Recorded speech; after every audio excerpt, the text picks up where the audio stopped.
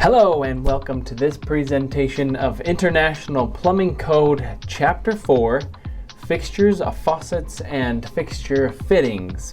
Let's talk today about fixtures. This is one of my favorite chapters because it's one of my favorite parts of plumbing. Everything we do, all the work that we put into the underground and the rough is all for that purpose of setting and having a functional fixture, right? So to me, that's one of my favorite things is you set the fixture. It's a piece of art. You're more careful and more into detail than in any other phase of plumbing work. And it really is the end game. This is what we're all about. Creating functional fixtures that we can use, that our customers can use. And that is one of the greatest parts about plumbing. So we're going to talk specifically about the different types of fixtures and installation of fixtures and different code that applies to fixtures, faucets, and fixture fittings. Let's get into it. All right, we start this chapter with a note. This is from the 2021, but it says about this chapter, plumbing fixtures are required to be installed for nearly every building as toilet facilities, water closets, lavatories are needed by the occupants of the building. Now, kind of interesting that you can't even gain occupancy to a building until the plumbing fixtures are set and functional. They are that important, and you and I know why. And that means like the toilet and sink at a minimum. Then it says additional fixtures for washing, bathing, culinary purposes are also necessary where occupants dwell in the buildings. So for a dwelling, that would be required. And Chapter 4 specifies minimum number and type of fixtures for the building based on the description of the building. We'll have a closer look at that on how many fixtures go into a building. But let me just pause here and remind you of the importance to actually read your book, right? So I have mine here, and in my chapter I've got it marked. You can see lots of colors. This is one of those chapters where I promise it's going to be on the state test. There will be questions about fixtures, about pipe sizes, about number of fixtures. So paying close attention to what's in there, make sure that you actually read this book. Make it your own so that you know where in this code book all of this information is.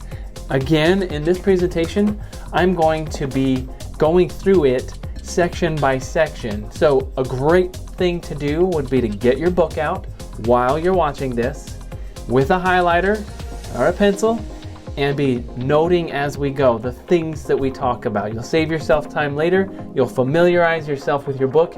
So I strongly encourage you, even do it now. Pause the video, go get your book, go get your highlighter, be ready for this because it will make you a more knowledgeable and a better plumber. So there's my little plug for your study habits. And on we go to Chapter 4. All right, so let's start off this chapter. Section 401 gives us the general. That's we're just talking in general, what are we looking at?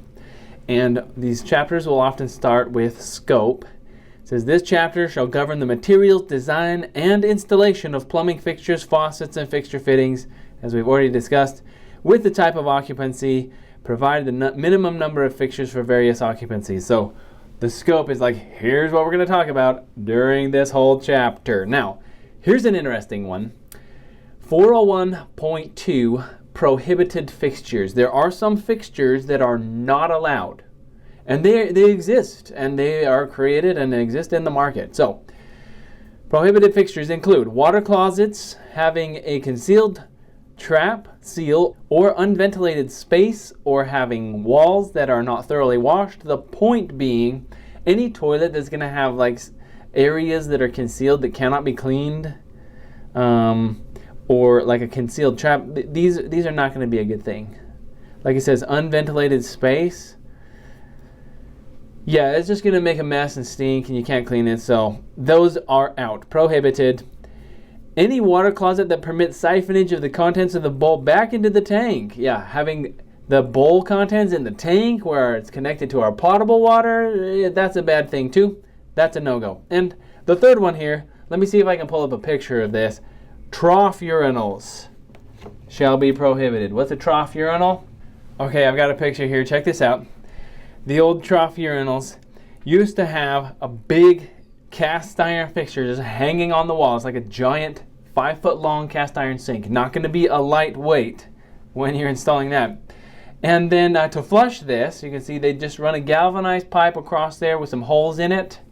And you could turn on the handle and give it a little like spray down the wall, and it rinses it off a little bit. And check out the trap. There's a single 1.5 P-trap for this whole trough urinal. Now this makes it very convenient. You could have as many guys as can stand next to each other using the urinal at the same time. But you can also see why these are prohibited, right? This is old stuff. This is outdated. But it still exists in some areas of the world. For example, you can still buy them in this stainless steel version. And again, not allowed by our code. These provide zero privacy, so moving on. One of the other very important functions of Chapter 4 in the International Plumbing Code is that it helps us to know how we can be conservative with water. That's 401.3. Water conservation says the maximum water flow rates, flush volume for plumbing fixtures and fixture fittings shall comply with section 604.4.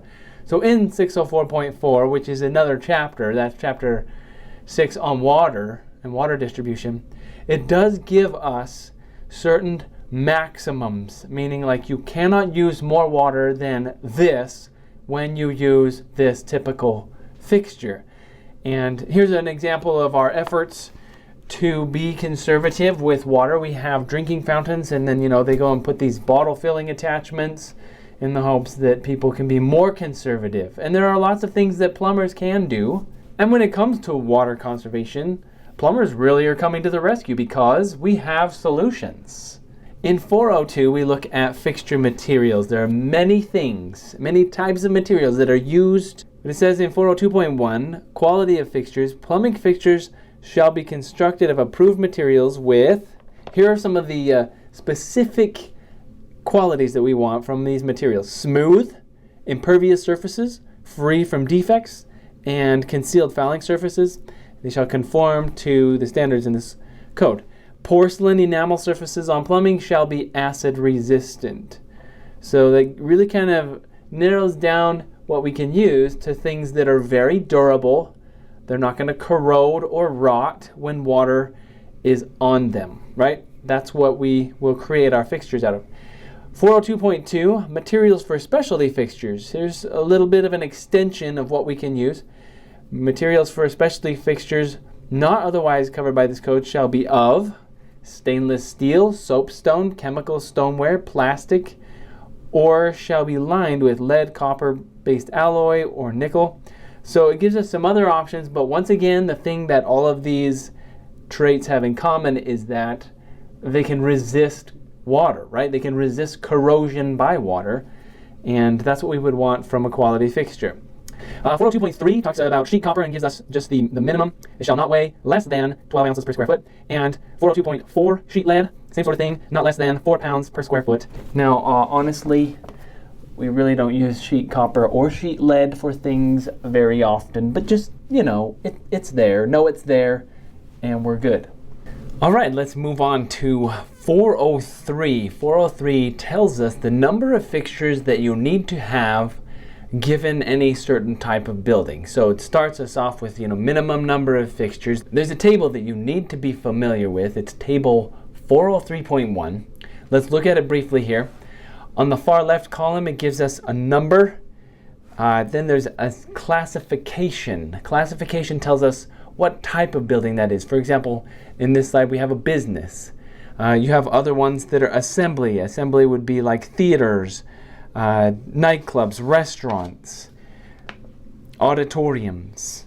Aside from business and assembly, you have institutional. That would be like medical or hospitals or prisons.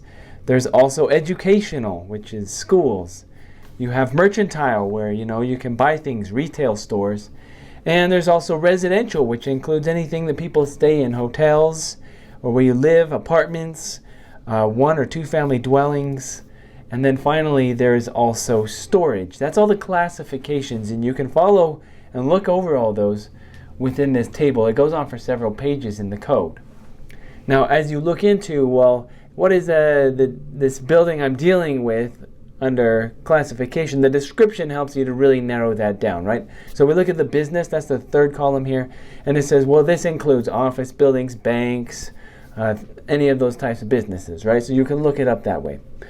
Okay, once you've narrowed it down and you understand this is the type of building I'm dealing with, the classification and the occupancy, then there's a series of columns going from left to right here that give us the number of fixtures we need to install given that type of building. So for example, water closets, it has it separated into male and female, and it says you need one water closet per 25 people for the first 50 people, and then you need one per 50 people for the remainder, any more than 50. So basically you're going to count the number of anticipated occupants in the building and then divide it up by these numbers so that you know how many toilets to get, right? Both male and female. Okay, then you have lavatories. Same sort of thing. 1 per 40 for the first 80. So you got 80 people. Well, you're going to have 1 for every 40. That's 2 lavatories. And 1 per 80 for the remainder exceeding 80. So if we have more than 80 people, then we're going to have an additional lavatory for every 80 people. What you can see here is that the more people you get, the kind of less fixtures you have to install. But there's a certain minimum for the first amount of people. Now in a business, there's nothing in the bathtubs and showers column. We don't need those. They can be installed there, but it's not required. But a drinking fountain is 1 for every 100 people. And finally, a service sink is also required. That's basically a janitor's or mop sink. That all makes sense for a business, right? Now we can look this same sort of thing up for any type of occupancy, any type of building that we're dealing with, and this will tell us how many fixtures of what type we need. Okay, now that you understand how to use the table, let's move on to 403.1.1. This is a kind of a note underneath that, and it talks about the occupant load for each sex or gender, and it says the total occupant load shall be divided in half. You know, that kind of makes sense. We just say, all right, well, if there's 100 people, then half of that occupant load, let's assume, are men, and half of that occupant load, let's assume, are women, and we'll just, you know, figure our fixtures accordingly. From there, as you're dividing that number by the minimum number of fixtures, it says that you're going to want to round. So like if I divide that up and I should have 1.5 toilets, well, I'm going to need to round up because 0.5 toilets is just not going to work too well. Let's go 2 toilets for that number of people.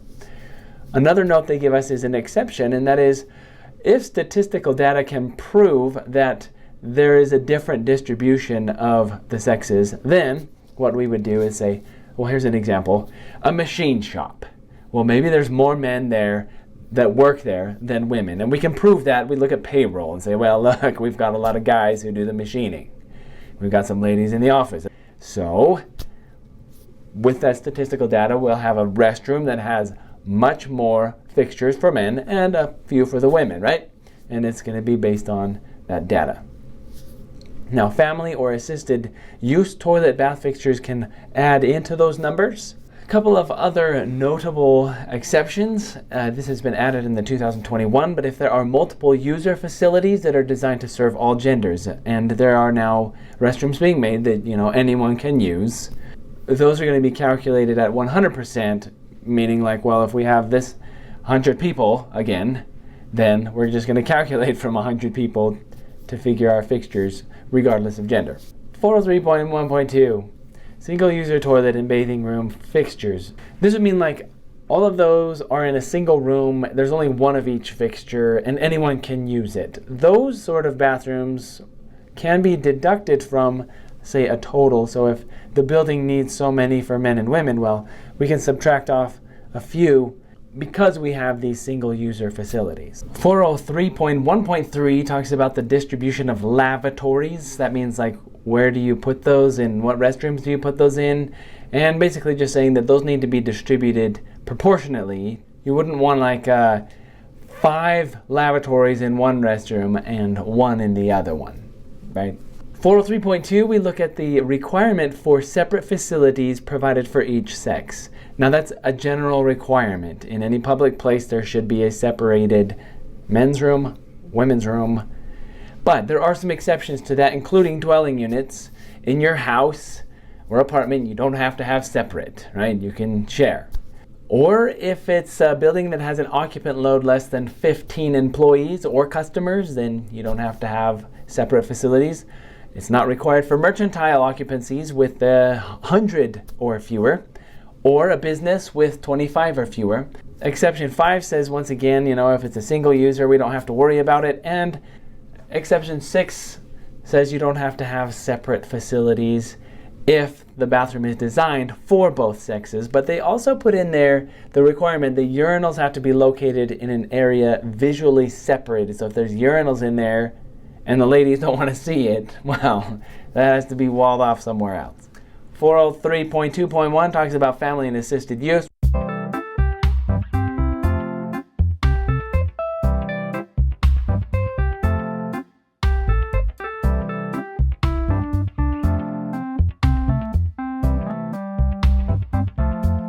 Hey, welcome back. Hope you enjoyed your little break. I needed one too. This stuff kind of goes on for a bit, like you might have been thinking blah blah blah blah, who cares about how many fixtures go into what, but eventually you may be tested on this in the state test, so it's good to know, right? And in reality, no, as plumbers, we don't sit around and decide how many fixtures go into a bathroom. We look at the plan and we install the fixtures, that's it. But it's good to know the code, right?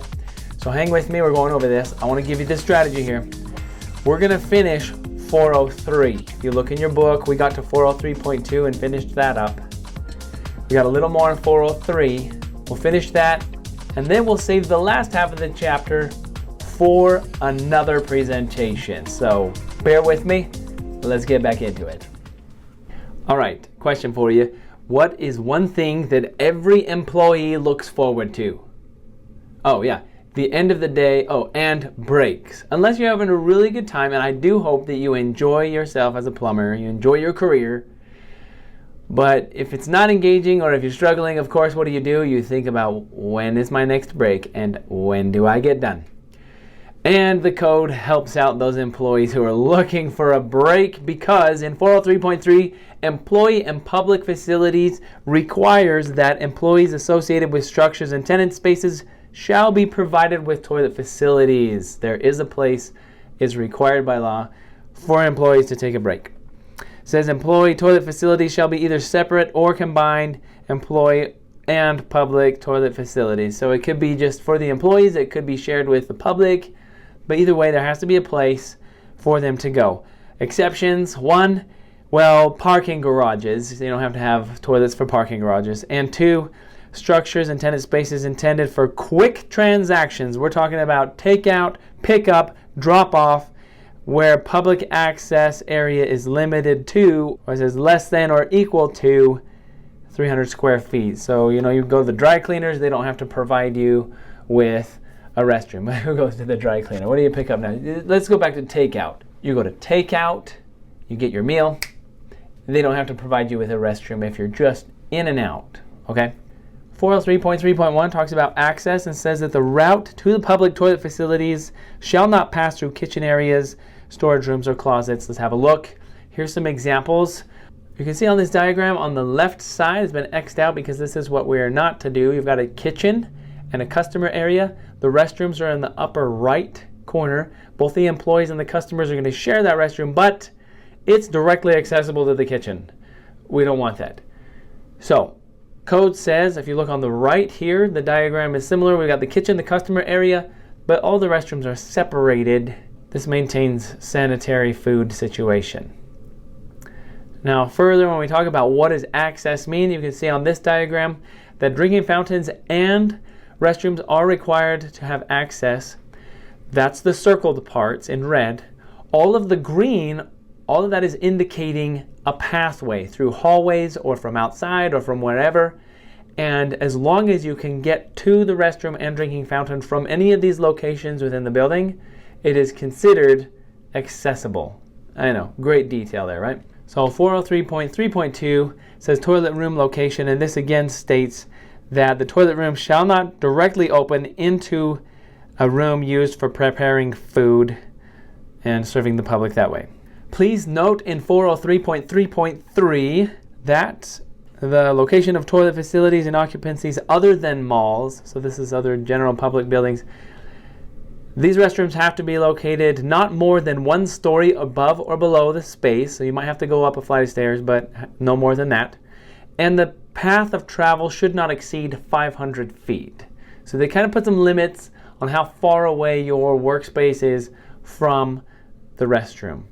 A couple of exceptions there: maximum distance of travel for employees in a factory may be exceeding that. And also let's have a look at storage facility exception here. The storage facility exception states that if you've got a whole bunch of storage units, you know, it's kind of like you can drive all over out there, and then there's an office. The office needs to have a restroom. But those distances may exceed 500 feet, you know, to get to the restroom, but at the same time they're like, well, we don't really need to have a restroom on the back side of the self-storage units. We'll just have one. And so that's what creates an exception. 403.3.4 talks about location of toilet facilities in malls. In a mall, it has to be within 300 feet distance, and the same 1 story above or 1 story below qualification.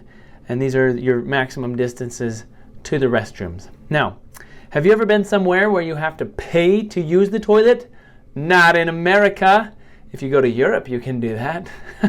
The International Plumbing Code says that you cannot charge someone to use a restroom unless you also provide a public restroom for them to use. So you might have like the upgraded, you know, super awesome bathroom that they have to pay to use, but otherwise you have to have somewhere free for them to go. And finally here on 403.3.6, locking door. Where a toilet room is provided for the use of multiple occupants, the egress door for the room shall not be lockable from inside the room. So, I mean, you can imagine that you've got a bunch of stalls in there, and then someone can go and lock the door and mess around and cause all kinds of havoc in there. To avoid that, that door cannot be lockable. That's what that's saying. 403.4, signage. When you need to go, and you want to know where to go. And so the code says that in public places, there has to be signage provided, directional signage. Specifically, required public facilities shall be provided with signs that designate the sex. Signs shall be readily visible and located near the entrance. So consider any large public place that you go, you should be able to walk in and see from the entrance some indication of where restrooms are. That's a code requirement. Now, directional signage indicating the route to the restroom shall be posted in the lobby, the corridor, the aisle, or some similar space, so the sign can be readily seen from the main entrance. Again, that's key. When people come into a public place, they should know where to go. 403.5, drinking fountain location. We kind of hit on this earlier with one of the diagrams there, but drinking fountains are not required in individual tenant spaces if they are within 500 feet of a drinking fountain and not more than 1 story above or below. So again, there's a certain maximum distance that drinking fountain can be from a tenant space or from workspace. And covered mall has a lower limit on that distance, which is 300 feet. So that applies to both the restroom and the drinking fountain. 403.6 was added in the 2021 code. It says service sinks shall not be required to be located in individual tenant spaces. So if I'm renting and I've got a little retail store in a space, I don't have to have my own service sink as long as I'm within 300 feet of a service sink. Now, 404 talks about accessible plumbing facilities. If you look in your book, it's not very much. It just says go look at the building code. And we're going to have another presentation that goes over the American Disabilities Act. Now, there's a lot in that. That's basically saying we have to provide certain open space for people with handicaps or disabilities. And that's, again, another presentation. As a plumber, you don't have to know all of it, but when you're a plumber, you should definitely know some of it. So you can look forward to that presentation coming up soon. With that, let's stop here at 404. I know I said 403, but 404 wasn't too painful now, was it? And I will look for you on the next presentation as we cover International Plumbing Code, Chapter 4, Fixtures, Faucets, and Fixture Fittings. I'll see you then.